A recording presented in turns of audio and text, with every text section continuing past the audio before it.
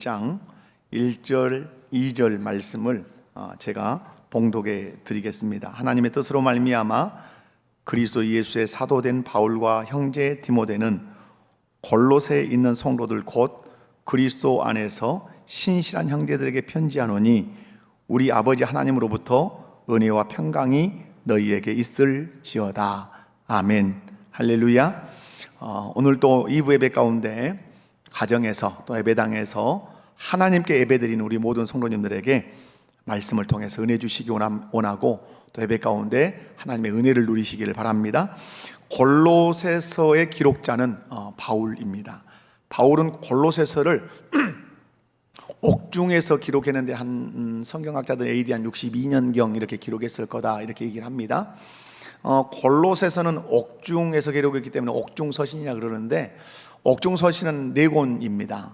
골로새서를 비롯해서 에베소서, 빌립보서, 빌레몬서 이렇게 해서 4권이 옥중서신이 되겠습니다. 골로새서를 바울이 기록한 것은 물론 많은 이단과 잘못된 철학들이 교회 안에 들어오는 것도 있지만 근본적인 것들은 제가 지난주일에 설교한 것처럼 예수 그리스도를 믿는 성도는 흑암의 권세에서 건져냄을 받아서 그의 사랑의 아들의 나라 하나님 나라로 옮겨진 자임을 꼭 기억하고 살아야 된다. 하나님 나라로 옮겨진 사람은 이 땅에서 주의 몸된 교회를 이루면서 살 뿐만 아니라 예수님을 자기 인생의 왕으로 주인으로 모시고 그분의 말씀을 삶의 법과 삶의 원리로 붙들고 살아서 이 땅에서 궁극적으로 하나님의 나라를 이루고 또 하나님 나라를 이루면서 내세에 예비하신 그 하나님 나라를 소망하면서 살아야 한다라는 것이 골로새서의 전체적인 구조고 내용이라고 말씀을 드릴 수 있습니다. 본문 말씀 1절 2절을 읽었는데 이 말씀을 중심으로 해서 그리스도인이 집중해야 할 것 한번 따라서 합시다. 힘차게. 그리스도인이 집중해야 할 것. 이런 제목으로 말씀을 증거할 때 우리가 집중해야 할 것이 무엇인지 바르게 알고 그것에 집중하는 신앙생활 우리 목포교회 모든 성도들이 잘 감당하는 2021년 또 여러분의 일생이 되시기를 주님의 이름으로 축원합니다. 첫 번째, 우리가 집중해야 될 것은 하나님의 뜻에 집중해야 합니다. 1절 말씀을 보면 이렇게 기록합니다. 하나님의 뜻으로 말미암아 그리스도 예수의 사도된 바울과 형제 디모데는, 여기서 눈여겨볼 말씀이 하나님의 뜻으로 말미암아라는 말씀입니다. 이 말씀을 통해서 우리가 알 수 있는 것은 하나님은 뜻을 가지고 일하시는 분이라는 사실입니다. 하나님은 뜻을 가지고 일하시는 분이다. 이 말씀이 왜 중요한가? 아주 초보적인 얘기 같지만 이 말씀이 중요한 것은 뜻을 가졌다는 말은 살아있다 이런 의미가 되겠습니다. 그래서 살아있는 자만 뜻을 가질 수 있고 살아있는 자만 그 뜻을 성취할 수 있습니다. 그래서 여기서 하나님의 뜻으로 말미암아라는 말은 하나님은 살아계시기 때문에 뜻을 가지고 계시고 살아계시기 때문에 그 뜻을 성취하시는 분이라는 사실을 우리에게 잘 가르쳐주고 있습니다. 사랑하는 성도 여러분, 우리 하나님은 살아계셔서 뜻을 가지고 일하시는 분이십니다. 아멘. 뜻을 가지고 일하시는 하나님께서 바울을 그리스도 예수의 사도가 되게 하신 줄로 믿습니다. 하나님은 뜻을 가지고 천지를 창조하셨습니다. 하나님은 뜻을 가지고 우리를 하나님의 형상대로 만드셨습니다. 하나님은 뜻을 가지고 타락한 우리를 위하여 예수 그리스도를 보내셔서 구속하셨습니다. 하나님은 뜻을 가지고 예수 그리스도를 재림하게 하셔서 우리를 영원한 천국으로 인도하실 줄로 믿습니다. 사랑하는 성도 여러분, 하나님께서는 뜻을 가지고 일하시는 분이심을 믿으십니까? 뜻을 가지고 일하시는 하나님께서 저와 여러분을 흑암의 권세에서 건져내서 그의 사랑의 아들의 나라, 하나님 나라 백성이 되게 하셨다는 사실도 믿으십니까? 그렇다면 우리가 신앙생활하면서 집중하고 또 집중해야 되는 것은 무엇일까요? 그것은 당연히 하나님의 뜻입니다. 하나님의 뜻을 아는 일에 우리가 마음을 쏟고 집중해야 돼요. 하나님의 뜻을 아는 것이 왜 중요한가? 여러분, 하나님의 뜻을 모르면 그 사람은 자기 뜻을 세우고 자기 뜻을 이루면서 살아가게 됩니다. 아무리 화려하게 자기 뜻을 이루었어도 하나님은 그 인생을 실패한 인생이라 이렇게 말하실 것입니다. 하나님의 뜻을 아는 것이 왜 중요합니까? 그것이 우리의 존재의 목적이기 때문에 그렇습니다. 그것이 우리 인생의 방향을 설정해 주기 때문에 하나님의 뜻을 아는 것은 너무나 중요합니다. 이 세상에서 화려하게 살았다고 해서 성공한 것이 아닙니다. 이 세상에 살 때 하나님의 뜻을 알고 그 하나님의 뜻을 이루며 산 사람이 성공한 사람이라는 사실을 믿으시기 바랍니다.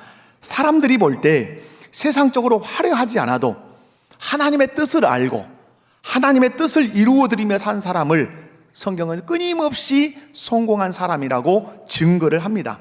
이 사람은 물질이 없어도 많이 배우지 못했어도 심지어는 몸이 병이 들었어도 방황하지 않습니다. 삶을 무질서하게 살지 않습니다. 환경 때문에 상황 때문에 낙심하지 않습니다. 왜냐? 하나님의 뜻을 이루어 드렸기 때문에 그 영혼에 기쁨이 있고 그 영혼에 만족이 있습니다. 영혼의 기쁨이 있고 영혼의 만족이 있기 때문에 환경이 좀 열악해도 그런 늘 감사하며 살게 되어 있습니다. 이 사람이 하나님이 보실 때 성공한 사람이라 이 말입니다. 누가 이렇게 살 수 있는가? 누가 이렇게 하나님의 뜻을 알고 하나님의 뜻을 이루어드리며 영혼의 기쁨과 영혼의 만족을 누리며 살 수 있느냐? 그것은 자기 자신이 흑암의 권세에서 건짐을 받아서 그의 사랑의 아들의 나라로 옮겨진 자라는 사실을 확신하고 하나님의 뜻에 집중한 사람입니다. 그러므로 예수 그리스도를 믿고 하나님 나라로 옮겨진 사람이라면 반드시 하나님의 뜻을 알아야 합니다. 하나님의 뜻을 알았다면 그 뜻을 이루는 일에 집중하며 살아야 할 줄로 믿습니다. 사람을 만날 때도요, 그냥 사람을 만나지 않습니다. 이 사람을 만나게 하신 하나님의 뜻이 무엇일까? 그렇게 생각하며 사람을 만나겠지요. 어떤 사건을 만날 때, 어떤 문제를 만날 때도 이 사람은 이 사건, 이 문제를 통해서 하나님이 내게 무엇을 말씀하시려고 하실까? 하나님의 뜻이 어떻게 이루어지기를 원하실까? 생각하겠지요. 우리가 교회 안에서 많은 회의들도 하죠. 유초동부가 회의도 하고 교육위원회가 어제 보니까 회의도 하시고 장학위원회, 교육장학위원회 회의도 하고 아니면 당회가 회의도 하고 재직회도 하고 또 공동회도 하죠. 회의에 임할 때도 하나님 나라로 옮겨진 사람은 생각합니다. 이 회의를 통해서 하나님의 뜻이 어떤 뜻이 이루어져야 되는가 깊은 생각을 한다는 사실이죠. 여러분, 코로나가 지금 장기화되고 있습니다. 그 결과 사회적으로 혼란이 많습니다. 이제 집단 행동들을 이렇게 하는 걸 보아요. 지금 교회들도 집단 행동에 들어가고 있는 걸 봅니다. 정부가 교회에 대해 비대면 예배를 거듭거듭 요청하니까 교회들도 정부에 대한 불만이 높아지고 있습니다. 이러한 때에 우리가 집중해야 되는 것은 저는 다른 데 있다고 봅니다. 우리가 집중해야 되는 것은 국가의 시책에 집중할 것이 아니라 코로나를 통해서 우리에게 말씀하시고자 하는 하나님의 뜻이 무엇인가, 여기에 더 집중해야 된다고 봅니다. 왜 코로나를 하나님은 허락하셨을까? 코로나를 통해서 교회와 성도들에게 하나님이 하시고 싶은 말씀은 무엇일까? 우리는 그것을 놓고 기도하고 그것을 놓고 말씀을 묵상하면서 하나님의 뜻을 알아가야 합니다. 그렇게 하면 코로나가 우리에게 무익한 것이 아니라 우리를 매우 유익하게 하고 우리를 복되게 하는 그런 사건이 되고 그런 일이 될 것입니다. 사랑하는 성도 여러분, 성경에 많은 사람들이 나옵니다. 하나님을 기쁘시게 했던 사람들이 있고 하나님을 기쁘시게 하지 못했던 사람들이 있습니다. 하나님을 기쁘시게 했던 사람들의 특징이 뭡니까? 아브라함, 이삭, 야곱, 다윗, 에스더, 다니엘, 베드로, 바울, 브리스길라, 아굴라, 이런 많은 사람들이 나오는데 이들은 하나님을 기쁘시게 한 사람들입니다. 이들의 특징이 뭡니까? 이들은 철저하게 하나님의 뜻에 집중하고 하나님의 뜻을 이루는데 자기 일생을 바친 사람들입니다. 이들이 하나님을 기쁘시게 했고 하나님께 영광을 돌렸습니다. 그러나 하나님을 기쁘시게 하지 못했던 수많은 사람들의 이름이 또 성경에 등장합니다. 그들이 왜 하나님을 기쁘시게 하지 못했습니까? 왜 하나님의 진노를 받았습니까? 그것은 다른 데 있지 않습니다. 하나님의 뜻에 집중하지 않고 자기 뜻에 집중하고 자기 뜻을 이루기 위해서 자기 인생의 에너지를 거기다 집중시켰기 때문에 하나님의 노여움을 샀고 하나님의 진노도 받았던 것입니다. 우리가 성경을 보면 하나님을 가장 기쁘시게 했던 한 분이 계십니다. 그분이 누구십니까? 단연코 예수 그리스도십니다. 할렐루야. 여러분, 예수님은 어떻게 하나님을 기쁘시겠습니까? 예수님은 나는 내 뜻대로 하지 않는다, 하나님의 뜻대로 한다. 여러분 잘 아는 마지막 십자가를 지실 때도 내 뜻대로 하지 마시고 아버지의 뜻대로 되기를 원한다고 어디에 집중하셨습니까? 아버지의 뜻에 집중하셨고 아버지의 뜻에 올인하셨어요. 그것이 예수님의 성육신입니다. 그것이 예수님의 십자가입니다. 그것이 예수님의 부활이기도 하지요. 사랑하는 성도 여러분, 누가 성공한 인생이냐? 라고 질문을 할 때 돈이 많은 사람, 많이 배운 사람, 사회적인 지위가 있는 사람, 좋은 차, 좋은 집에 살고 화려함을 드러낸 사람, 그것이 성공한 사람입니까? 여러분, 물론 여러분에게 그런 복이 있기를 원합니다. 그러나 그 외적인 화려함을 가지고 하나님은 성공했다 말하지 않습니다.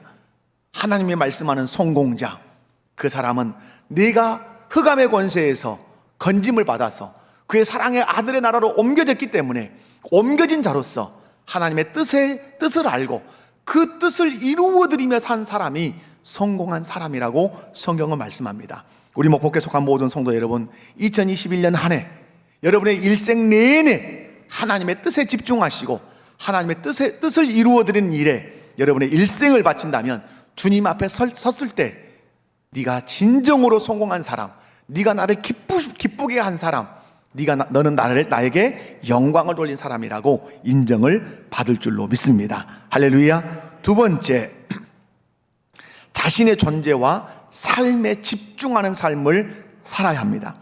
오늘 본문 2절을 보면 골로새에 있는 성도들 곧 그리스도 안에서 신실한 형제들에게 편지하노니 우리 아버지 하나님으로부터 은혜와 평강이 너희에게 있을지어다, 이렇게 말씀합니다. 여기서 눈여겨볼 문장이 이겁니다. 골로새에 있는 성도 곧 그리스도 안에서 신실한 형제들이라는 말입니다.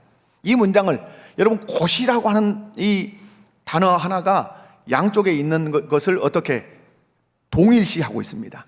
골로새에 있는 성도는 곧 그리스도 예수 안에서 신실한 형제들이다. 그리스도 안에서 신실하게 사는 사람이 누구냐?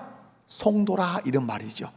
여러분, 이 말씀을 통해서 그리스도인은 어떤 존재인지 그리고 어떤 삶을 살아야 하는지 이 말씀이 증거하고 있지요. 예수님을 믿는 그리스도인은 어떤 존재입니까? 한 단어입니다. 오늘 성도입니다. 여러분, 성도라는 호칭처럼 아름답고 영광스러운 호칭이 없습니다. 목사이기 이전에 성도이지요. 장로이기 이전에 성도이지요. 집사이기 이전에 성도이지요. 성도, 정말 영광스러운 호칭이죠. 성도라는 말은 헬라어로 하기오스라는 말인데요, 이 단어는 거룩한 무리라는 뜻입니다. 성도는 한자도 똑같아요. 거룩할 성자, 무리도자, 거룩한 무리라는 뜻이에요. 여러분, 성도가 왜 거룩한 무리인가? 하나님께서 하나님의 목적을 위해서 세상으로부터 분리시킨 사람입니다. 세상으로부터 불러내서 따로 모아둔 거예요. 우리는 분명히 세상 속에 살고 있지만 하나님의 입장에서는 우리를 세상에서 불러내서 따로 분리시켜 놓고 따로 모아둔 사람들이에요. 우리가 성도예요. 어떻게 우리가 거룩한 무리 성도가 될 수 있었는가? 그것은 골로새서 1장 14절에 근거를 하지요. 그 아들 안에서 속량 곧 제사함을 얻게 하심으로. 여러분, 제사함을 얻어서 우리를 어디로 옮겼죠? 흑암의 권세에서 건져냈죠. 건져내기 위해서 필요한 게 뭐죠? 예수 그리스도의 속량이 필요한 거죠. 건져내기 위해서 예수님의 십자가가 필요했던 거죠. 그래서 그 십자가로 우리를 건져내서 어디로? 그의 사랑의 아들의 나라로 옮겼죠. 그러므로 예수 그리스도의 십자가는 죄 사함의 목적이 있는 것이 아니라 죄를 사해서 어디로 옮기는 목적이다. 그의 사랑의 아들의 나라로 옮기는 데 목적이 있다고 말씀해요. 이렇게 옮겨진 사람, 그의 사랑의 아들의 나라로, 하나님의 나라로 옮겨진 사람이 거룩한 무리고 성도라는 사실이에요. 그렇다면 성도는 어떻게 살아야 되는가? 내가 예수 그리스도의 성량을 통해서 그리스도의 나라로 옮겨진 그런 존재, 성도가 되었다면 어떤 삶을 살아야 되는가? 한마디로 흑암의 권세에서 건진받아 하나님의 나라로 옮겨진 성도는 어떻게 살아야 되죠? 신실하게 살아야 돼요. 골로새에 있는 성도, 곧 신실한 형제들, 성도는 신실해야 되고, 신실한 자가 누구란 얘기입니까? 성도라는 얘기죠. 여기서 신실이라는 이 헬라어는 피스토스라고 하는 거예요. 이 말은 가장 기초적인 단어는 믿을 만한, 신뢰할 만한, 충실한, 이런 뜻을 아주 기초적으로 가지고 있어요. 그러나 더 깊은 의미가 있습니다. 여기에 여러분 눈을 들여다보시고 이것을 오늘 기억하셔야 돼요. 더 중요한 뜻은 믿을 마음을 일으켜주는 자라는 뜻이에요. 신실이란 뜻은 믿을 마음을 일으켜주는 자. 그러면 여러분 뭔가 느낌이 오시죠? 믿을 마음, 누구를 믿을 마음을? 예수님을 믿을 마음을 동하게 하는, 일으켜주는 사람이란 뜻이에요. 무슨 말인가? 하나님 나라로 옮겨진 성도가 예수님을 주인으로 모시고 그리스도의 말씀, 예수님의 말씀을 삶의 원리로 삼고 가정생활을 하고 자녀를 대하고 아내를 대하고 남편을 대하고 종을 대하고 상전을 대해 갈 때 그것을 본 이웃들이 어떤 마음이 일어난다고요? 예수님을 믿을 마음이 일어난다는 거예요. 신실함이라는 게 뭐냐? 성도의 신실함이라는 게 뭐냐? 내 삶을 이웃이 볼 때 나도 예수 믿고 싶다라고 하는 믿음이 동하게 하는 삶. 사랑하는 성도 여러분, 어떻게 성도가 신실하게 살 수 있느냐 하는 거죠. 이것은 소속과 신분과 밀접한 관련이 있어요. 우리가 하나님 나라로 옮겨진 성도로 신실하게 살 수 있는 유일한 길은 예수님을 내 인생의 주인으로 모시는 거예요.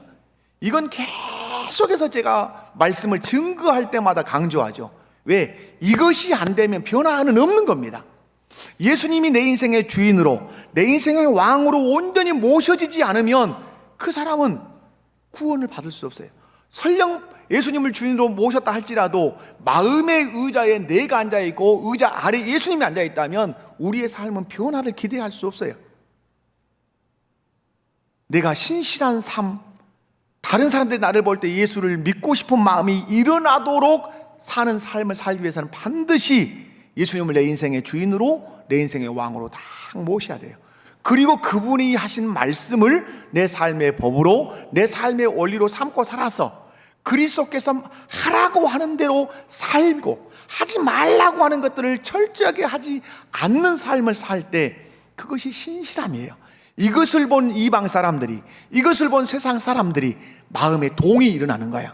나도 누구를 믿고 싶다. 예수를 믿고 싶다.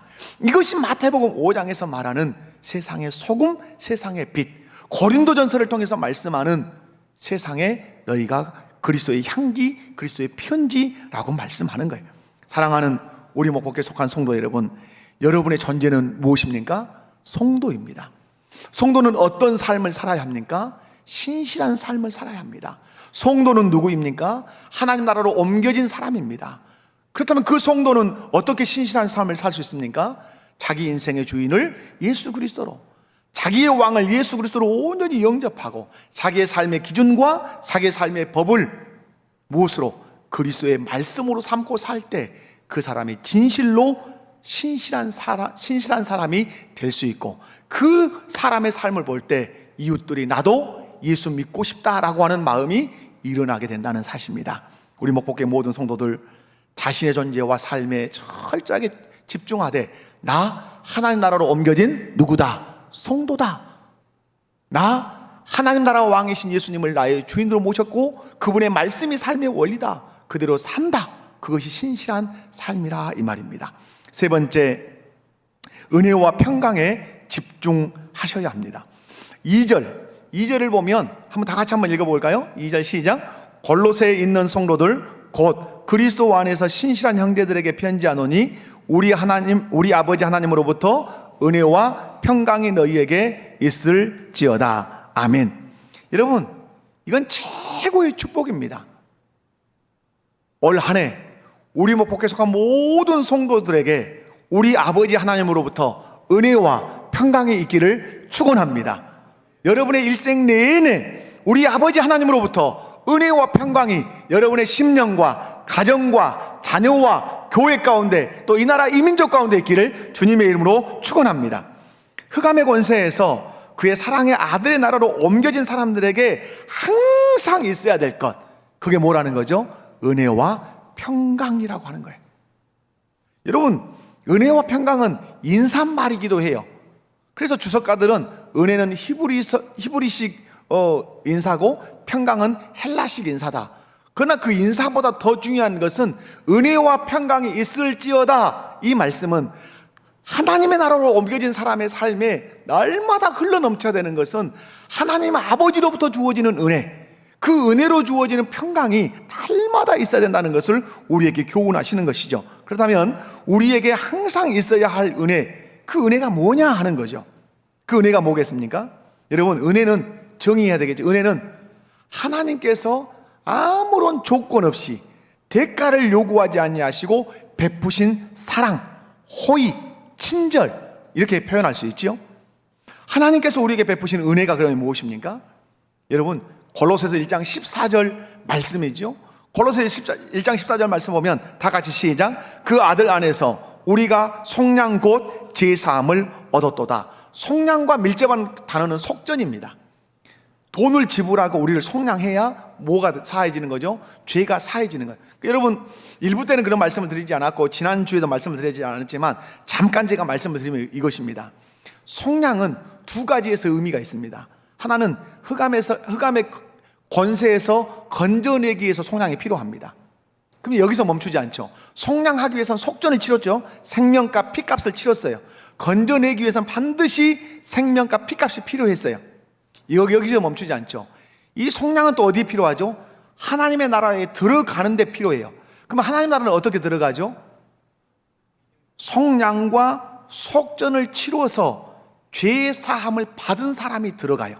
그러니까 건져내는데도 속량이 필요하고 이 하나님 나라로 들어가는데도 속량이 필요한 거죠. 그래서 속량은 건져내서 어디로? 하나님의 나라로 들어가기 위해서 속량이 필요한데 이 속량을 하나님께서 우리에게 거저 대가 없이 은혜로 사랑으로 우리에게 주셨다고 하는 사실이죠. 왜 거저 주신 거죠? 우리의 힘으로는 그 속량을, 그 값을 치를 수 있는 능력이 제로, 아무것도 없기 때문에 그런 것이죠. 여러분, 하나님께서는 예수님을 인간의 죄를 대신 지고 십자가에서 대속제물이 되게 하심으로 그 예수님의 보혈의 공로를 의지하는 자마다 구원을 주시는 놀라운 그 구원의 은혜를 우리에게 이렇게 주셨단 말이에요. 그게 은혜란 말이에요. 내 힘으로 죄 용서 받을 수 없는데, 내 힘으로 천국 갈 수 없는데 그 아들 안에서 속량을 얻게 하셔서 제사함과 하나님 나라에 들어가는 은혜를 우리에게 허락하셨어요. 그것을 어떻게 해야 돼? 이제 그것을 믿음으로 받아들이셔야 된단 말이에요. 믿음으로. 아멘이십니까?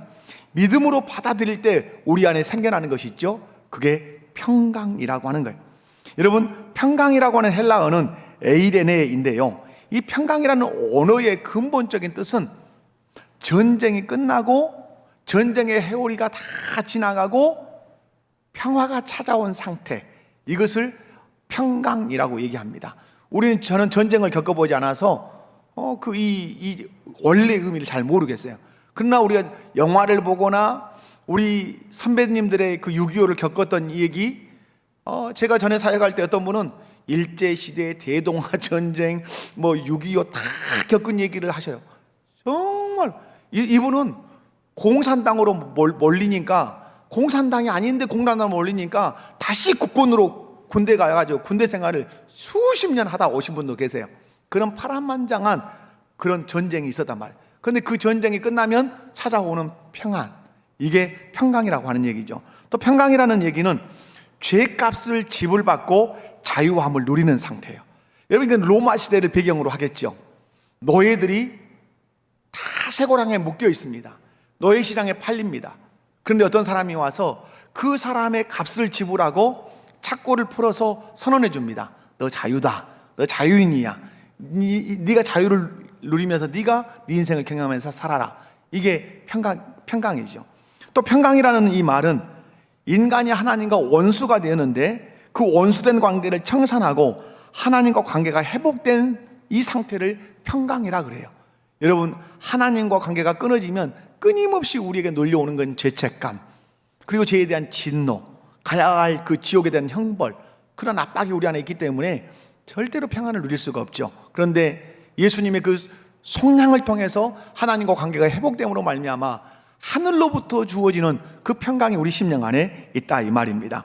뿐만 아니라 평강이라는 말은 예수 그리스도를 왕으로 모시고 그분 앞에 무릎을 꿇은 마음 상태예요. 여러분, 마음에 두 왕이 있으면 절대로 마음에 평강이 없습니다. 마음에 왕이 둘이 있으면, 그런데 어느 날 결단하는 겁니다. 내가 왕노릇 하려고 했는데 내가 왕노릇 하는 것을 이제는 청산하겠습니다. 내 마음의 왕이 어떤 사람이었는데 그걸 청산하겠습니다. 그리고 오직 예수 그리스도만 내 마음의 왕으로 모시고 살겠습니다. 그리고 예수 옆에 무릎을 딱 꿇습니다. 그리고 예수님이 하신 말씀만 삶의 원리로, 삶의 법으로 받아들입니다. 그러면 이 사람 안에 뭐가 있습니까? 평강이 있습니다. 제가 우리 아이들에게 가르칠 때 이렇게 가르치죠. 엄마가 아빠가 하는 말이 있습니다. 이렇게 해라. 근데 자기가 하고 싶은 생각이 있습니다. 그러면 이 두 가지는 충돌이 일어납니다. 근데 엄마가 아빠가 하라는 말과 내가 하고 싶은 의견이 충돌이 일어나갈 때 마음이 편하지 않습니다. 여러분, 그런 경험 많이 하시죠? 내가 원하는 뜻이 있는데 누군가가 이렇게 해야 한다고 말할 이 의견이 충돌을 하면 마음이 편치 않습니다. 그런데 자녀가 생각합니다. 하나님께서 부모에게 순종하고 부모를 공경하라고 했으니까 내 뜻을 내려놓고 부모님의 말씀을 그대로 받아들이고 순적하게 순종하기로 마음을 먹으면 그 마음에 찾아오는 것이 있습니다. 그게 뭡니까? 평안함입니다. 평강입니다. 이 평강을 말하는 거예요. 여러분, 그렇다면 어떻게 이 평강을 누릴 수 있다고요? 여러분, 하나님의 은혜를 받아들인 사람만 평강을 누릴 수 있어요. 예수 그리스도의 십자가의 그 은혜를 내 것으로 믿음으로 받아들인 사람에게만 하나님은 구원의 감격이라고 하는 그 평강을 허락하세요. 하나님과 원수된 것이 아니라 이제는 화목되어서 하나님의 자녀로, 백성으로 살 수 있도록 평강을 주셔요. 예수님이 나의 주인이 되시기 때문에 그분의 말씀만 내 삶의 원리가 되기 때문에 나에게 평안이 있어요. 평강이 있다, 이 말이에요. 그렇다면 여러분, 자신의 죄를 속죄하신 예수님을 자신의 주인으로 받아들인 사람에게 하나님께서 그 사람에게만 평강을 주신다는 사실 기억하셔야 돼요. 그러므로 뗄 수 없는 것이 있죠. 은혜와 평강은 뗄 수 없어요. 그러니까 항상 은혜가 앞서가고 평강이 뒤따라갑니다. 은혜를 받아야 뭐가 있다는 얘기죠? 평강. 이 은혜는 누가 줍니까? 하나님 아버지께서 예수님을 통해서 주시는 은혜입니다. 그 하나님의 주시는 은혜를 내가 감사함으로 받으면 우리 마음 안에 세상이 줄 수 없는 평강이 우리에게 있다는 거죠. 그러므로 하나님의 은혜를 거절하면 평강은 없는 것입니다.